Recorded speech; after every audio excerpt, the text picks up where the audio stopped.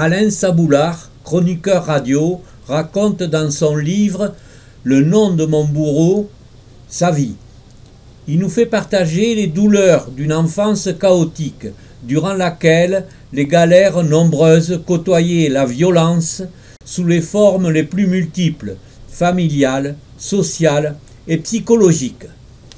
Avec un beau-père alcoolique, un beau-père sadique, un beau-père tortionnaire, où mon frère et moi avons connu la torture, la maltraitance. À 14 ans, j'ai connu la rue, j'ai connu la galère, j'ai connu l'incarcération, la désertion militaire. Et puis après, j'ai connu un petit peu la réussite et puis le gouffre familial, le gouffre, tout s'enchaîne.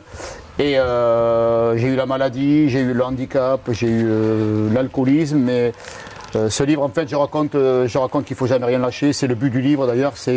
C'est que malgré tout ça, malgré tous ces déboires, eh bien, j'ai dit non à la fatalité.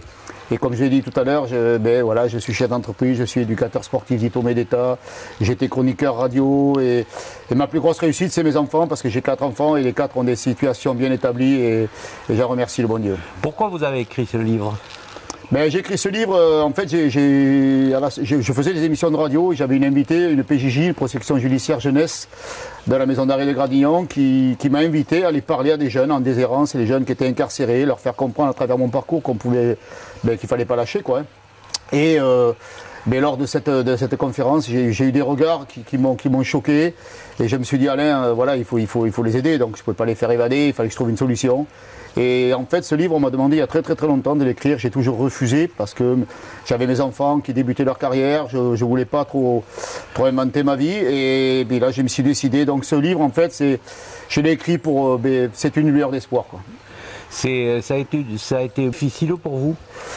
Disons, pendant qu'on l'écrit, ça va, c'est très facile parce qu'on est parti dans le truc et on y va et on raconte sa vie. On a toujours envie d'en rajouter plus. Le plus difficile, c'est quand j'ai été retirer mes livres chez l'imprimeur, parce que là, j'avais ma vie à nu dans les mains, quoi.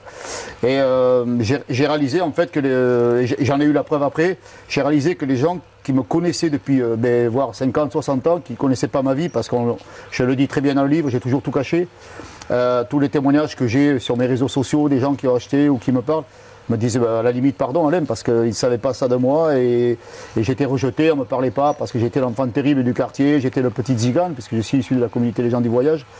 Et la difficulté elle est maintenant, quoi, en fait. Elle est difficile parce que aller raconter sa vie comme ça devant des gens, que votre maman était prostituée, votre papa était voyou, et tout ce que vous avez passé après, que vous avez fait de la prison, enfin bon, tout un tas de trucs, la difficulté elle est maintenant, mais ça s'efface par rapport au bonheur que dans les messages que je reçois, dans le soutien que je reçois. Et j'aimerais promouvoir ce livre parce que je suis persuadé qu'il peut aider encore.